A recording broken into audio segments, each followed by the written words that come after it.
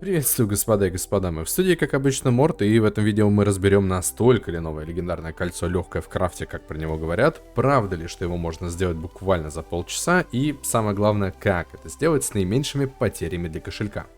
Мне серьезно жрать нечего, скиньте по голде, плиз. Помогите. И отвечая на ключевой вопрос, да, кольцо реально можно сделать быстрее, чем за час. Как, в принципе, с любой другой легендаркой, если у вас есть все необходимые реагенты. Они там... И вообще, конечно, как и, опять же, в случае с любой легендаркой, выиграли те, кто складировал материалы и не тратил их попусту. В отличие от меня. Для остальных же его сборка станет настоящим приключением, которое местами будет далеко не самым приятным. Но обо всем по порядку. Первое, что необходимо сделать, это раздобыть гифт жабок, он же Gift of Halik. Ему предшествует далеко не самая сложная квестовая цепочка, которая начинается после разговора с шаманом жабок в первой локации нового дополнения Visions of Eternity. Расположен шаман возле вейпоинта в Хулгартене, и там же разблокирует достижения, в наград за которые вы получите заветный гифт. Сразу после этого у вас откроется меню ачивки с некоторыми доступными пунктами. Порядок выполнения не важен, но я начинал с убийства текилы, потому что он спавнился как раз по таймеру. Босс появляется каждые 3 часа в локации Sparkfly Fen в юго-западной ее части. Отслеживать его можно по официальной вики, набрав в игре /wiki /et.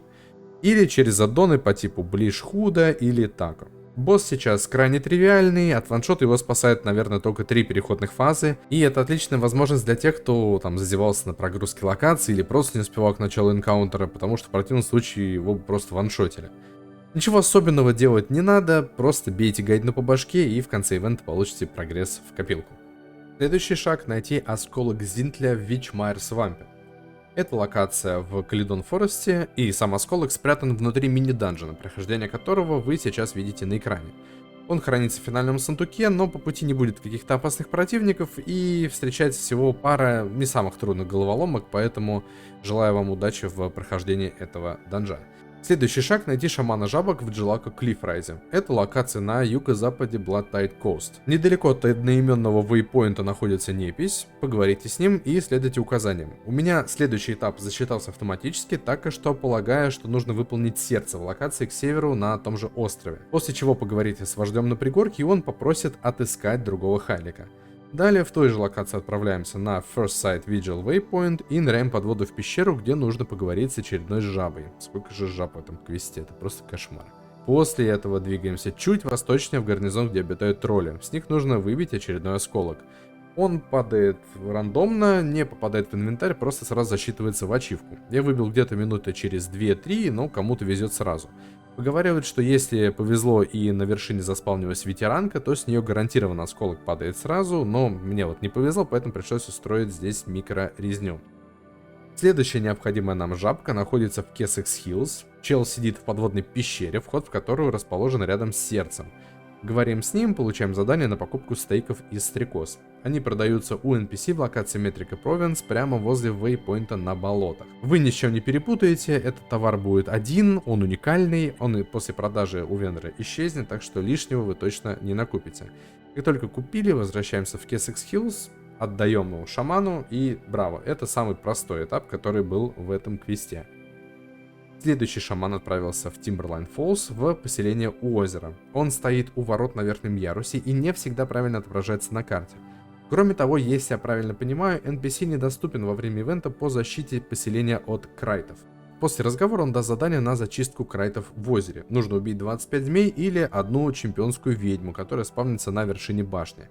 Предпоследний шаман расположился в локации Маунт Мелстром в восточной части возле реактора, недалеко от точки спавна World Босса. После разговора с ним вам нужно разгадать загадку в реакторе инквестов, и в моем случае она уже была решена, но у вас в инвентаре должен быть листок с подсказкой. Он намекает на то, в каком порядке нужно посещать биомы. Полный порядок я раздобыл на канале Тифи, за что ей большое спасибо. И в этой загадке вам нужно двигаться от центру, посетить по очереди все пронумерованные биомы. При этом вам нельзя заходить в тот биом, который идет не по порядку, потому что это снимает баф, и нужно будет выполнять порядок снова. Если вы все сделали правильно, то в конце вы увидите сундук, из которого достается осколок Зинтля, который опять же сразу зачитывается в ачивку. Если зона для вас недоступна, то вам придется ждать мета-ивента по открытию ворот реактора, и это может занять некоторое время. Следующий этап расположен в этой же локации, но для его выполнения понадобится выполнить джампинг пазл, вход в который охраняет один из 4 стражей. Стражи расположены вот в этих местах, и живы не всегда, появляются независимо друг от друга, так что советую просто проверять точки спавна, пока не найдете, как говорят у нас в русских деревнях, from time to time. После победы над стражем вы увидите портал, в который необходимо войти, и он уже перенесет вас непосредственно в локацию джампинг пазла. Почти до всех точек можно долететь. Если же у вас нет скайскейла или грифона или каких-то аналогов, то придется ножками проделать все секции, которые не то чтобы сложные, но просто все еще занимают время. Я пущу их в ускоренном режиме, чтобы дать базовое представление, но до финального кластера все равно добираюсь по воздуху, потому что это банально быстрее.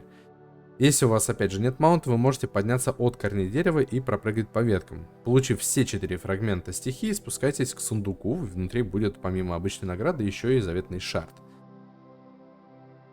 И теперь начинается финальный сегмент. Для его открытия отправляемся в центральную деревню Халиков Спаркфлая на вейпоинт Zintal Holy Grounds. В большом шатре говорим с шаманом и получаем от него просьбу помедитировать в священном для Халиков месте. Оно расположено в самом нижнем правом углу Маунт Мейлстрома, недалеко от вейпоинта. Когда вы прибудете на место, у вас появится баф, намекающий, что было бы неплохо присесть и порефлексировать. Вводите команду /sit и балдейте несколько секунд, ачивка зачитается сама. Затем возвращайтесь к шаману Спаркфлая и после разговора с ним дойдите до соседнего торговца и купите 280 солнечных бусин, они нам еще пригодятся в дальнейшем. После чего возвращайтесь с отчетом в Хулгарден и забирайте свой гифт. Фух. И это была самая легкая часть. Дальше начинается дороговизна и духота.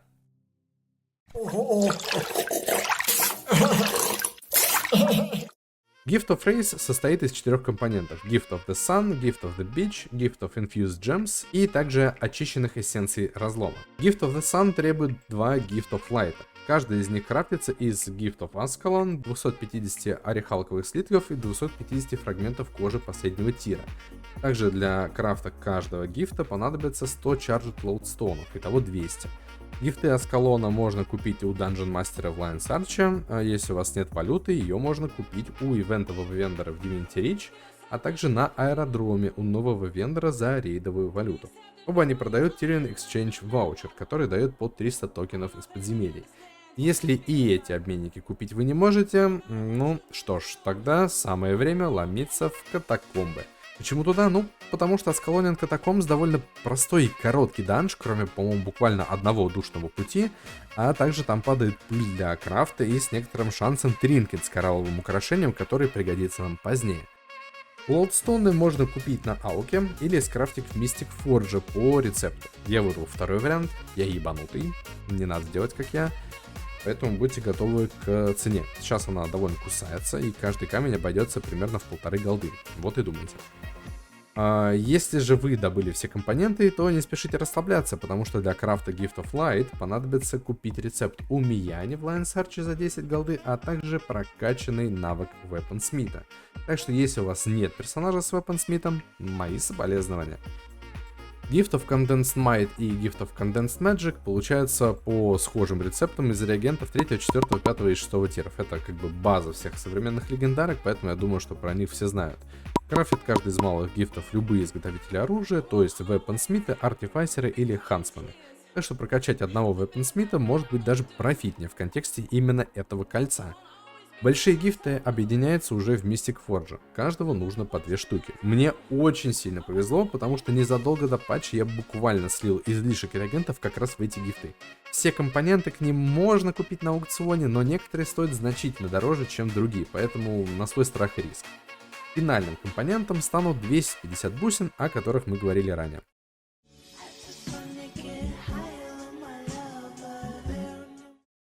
Gift of the Beach крафтится из 250 Piles of Coarse Sand, 100 Ley Infused Sands, 250 коралловых орбов и Relic of the Sunless. Все это можно купить на аукционе, выбить или скрафтить самому. Coarse Sand ничего не стоит, так что советую его просто реально купить на ауке, сэкономить вагон времени. Ley Infused Sand встречается чуть пореже, он выпадает в награду за выполнение баунти миссии в Pass of Fire, поэтому и стоит дороже. И сотка обойдется примерно в 40 голды. Коралловые арбы, мое почтение, они довольно сильно подорожали после того, как люди узнали компоненты, необходимые для крафта кольца. И сейчас полный стак обойдется где-то в 40, по-моему, в 45 золотых. Не то чтобы прям супер дорого, но все равно ощутимо и довольно неприятно. И Relic of the Sunless сейчас стоит 15 голды на аукционе. Крафтится он любым бронником, то есть арморсмитом, тейлором или лезерворкером. И крафтить его, ну, прям сильно дешевле, если вы распыляете шмот в инвентаре, и у вас есть вот эти вот маленькие цветные рунки и достаточно кристаллов. Для крафта этого гифта понадобится 250 обсидиановых шардов. Второй компонент — это 250 любых драгоценных арбов из классической игры. То есть берил, хризокола, изумруд, рубин, сапфир или опал. Это очень важно, потому что другие, в том числе коралловые, конкретно для этого гифта не подойдут. Нужные арбы можно крафтить ювелиром или просто-напросто купить. Они, опять же, стоят не очень дорого, но полный стак обойдется где-то в 30-очку. Третий компонент — это Bloodstone Shard. Он подается у Мияни за 200 кристаллов, то есть всего лишь 200 левелапов, это не очень много.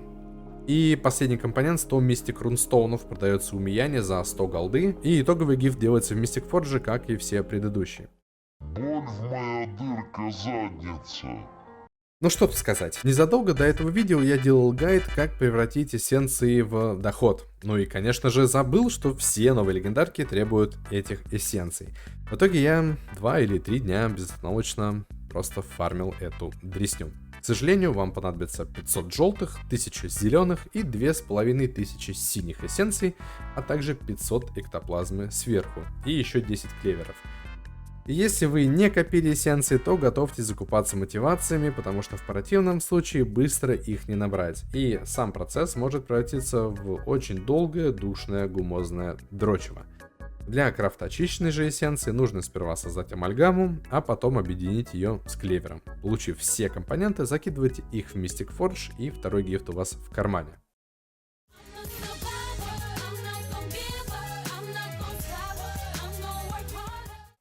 Следующие два гифта, скорее всего, у вас уже есть, если вы играли в новые дополнения, а если нет, то вы можете легко ими обзавестись, потому что, скорее всего, накопили необходимые материалы.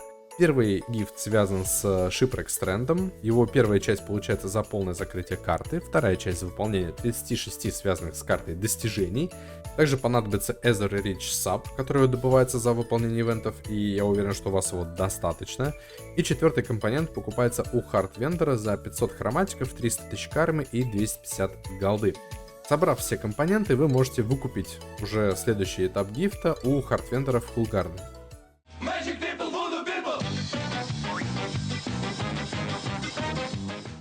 Gift of the People крафтится примерно так же, но он уже связан со второй локацией. Соответственно, первая часть гифта за полное исследование, вторая часть за выполнение 36 map-related ачивок, также 500 дукатов за ивенты и 500 камней для малого гифта, который продает Хард Вендор в охотничьих угодьях. За сколько? Правильно, 250 голды и 300 тысяч кармы.